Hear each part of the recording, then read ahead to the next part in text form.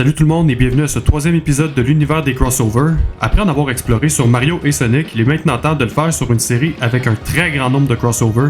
Je parle bel et bien de Street Fighter.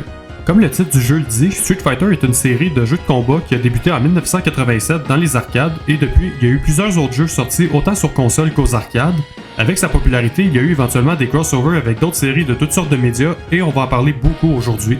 Évidemment, je pourrais pas tous les expliquer puisqu'il y en a énormément, dont certains que j'ai fait exprès de pas mentionner aujourd'hui puisque je les garde pour une prochaine vidéo. Comme vous pouvez voir, j'ai fait un petit ménage dans le board parce qu'il était rendu très bordélique et surtout que plusieurs nouvelles séries vont s'y ajouter aujourd'hui. À la base, je voulais y aller personnage par personnage pour mieux séparer les choses, mais en réalisant qu'il y a très peu de cas où un seul personnage apparaît dans une autre série, j'ai abandonné cette façon de faire, mais sans plus tarder, on va commencer. On se souvient du crossover entre Street Fighter et Tekken, mais c'est loin d'être le seul dans ce style.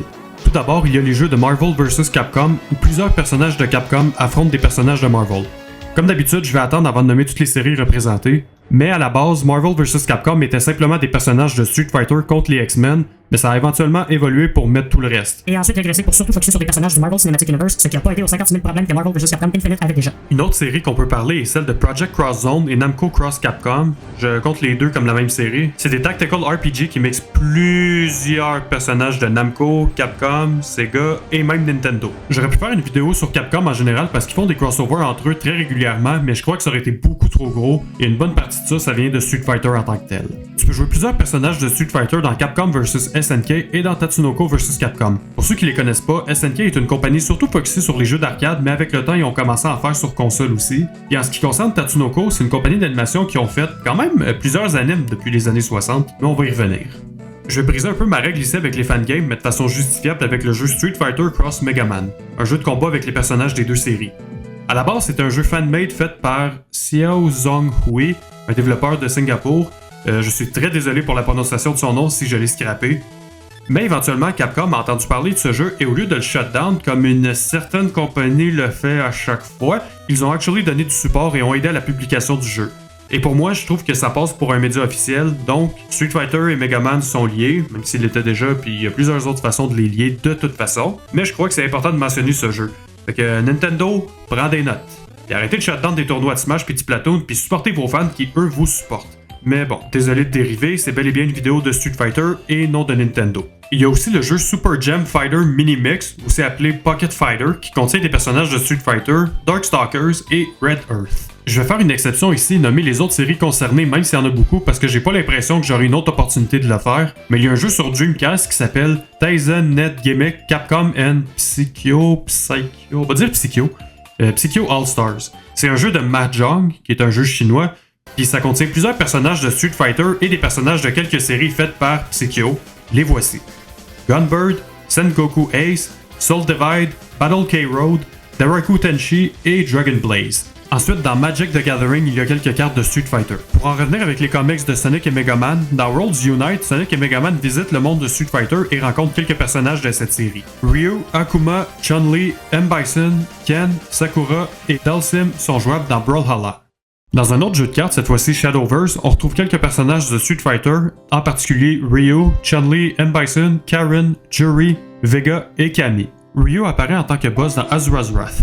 Il est aussi un personnage DLC dans Super Smash 4 ou 3DS Wii U, et Ken le rejoint dans Super Smash Ultimate.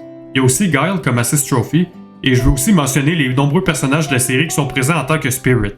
Dans un special event de Grand Blue Fantasy, un RPG, tu peux jouer Ryu. J'ai un crossover un peu bizarre ici que j'étais pas sûr si je le comptais ou non, mais finalement j'ai décidé de le faire. Mais dans Goosebumps 2, on voit deux figurines de Ryu et Ken qui prennent vie et se battent entre eux. Un autre crossover bizarre, mais dans American Dad vs Family Guy Kung Fu 2, un jeu avec des personnages de American Dad et Family Guy, tu peux jouer Ryu. Somehow il fait partie de ça. Ryu apparaît aussi dans Power Rangers Legacy Wars avec Chun-Li et Guile. Comme dans l'épisode précédent, Wreck-It Ralph contient aussi des personnages de Street Fighter, en particulier Zangief et M. Bison qui sont dans le groupe Bad Anon, mais on voit aussi Ryu, Ken et Chun-Li. Je prendrai le temps dans une autre vidéo pour nommer tous les membres du groupe Bad Anon et, tant qu'à ça, nommer tous les personnages qui sont overall dans les deux films. On retrouve aussi Ryu, Chun-Li et Honda en tant que spectateurs dans Slam Masters. Sinon, dans le jeu Flock, on voit un caméo de Blanka. Chun-Li apparaît dans Breath of Fire et c'est également une des 5 personnes que tu affrontes dans Capcom Blackjack. Les 4 autres sont Claire Redfield de Resident Evil, Baby Hood de Darkstalkers, Naina de Breath of Fire et Kyoko Minazuki de Rival Schools. Et en parlant de Rival Schools, Sakura Kazukano, qui est un personnage de Street Fighter, apparaît dans Rival Schools United by Fate. En ce qui concerne M. Bison, tu peux l'affronter dans Nazo Waku Yakata, un jeu un peu spooky sur 3DS. Ça fait quand même plusieurs crossovers qu'on parle à date, mais avant de conclure, j'en ai quelques autres, dont un qui se rattache à plusieurs séries. Fait qu'on va commencer avec les comics de Street Fighter qui sont sortis par Malibu Comics. Ben, il rencontre le Ferret à un moment donné, qui est un personnage justement de Malibu Comics. Je sais que Marvel les a achetés, mais je trouve que ce serait mieux de les séparer, fait qu'il va y avoir Marvel et Malibu Comics.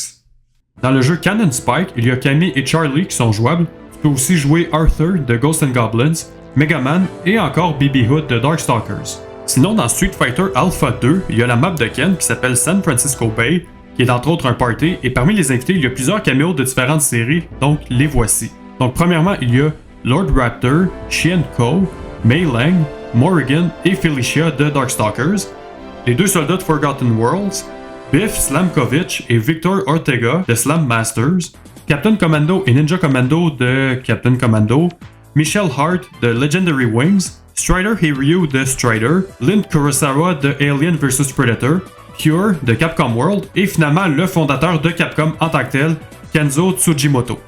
Bon, après toutes ces séries, on va y aller avec un dernier crossover, un qui est assez particulier parce que c'est un personnage qui vient pas d'une série en particulier, mais il est apparu dans 4 différents cartoons diffusés par USA Network. Le personnage en tant que tel s'appelle le Warrior King. Il fait sa première apparition dans le cartoon de Street Fighter. Ensuite, on l'a vu dans Savage Dragon, Mortal Kombat Defender of the Realm et finalement Wing Commander Academy. Je sais pas s'il y a d'autres personnages comme ça qui viennent pas d'une série en particulier mais qui se promènent à travers différentes séries, mais je vais très certainement en parler si jamais j'en trouve. Mais bon, donc ça va être tout pour aujourd'hui, on en a quand même fait beaucoup. Avec toutes ces nouvelles séries, le crossover web est rendu très gros, mais guess what? Il va continuer à aller de plus en plus gros encore, fait que je vais vous laisser quelques instants pour regarder le board.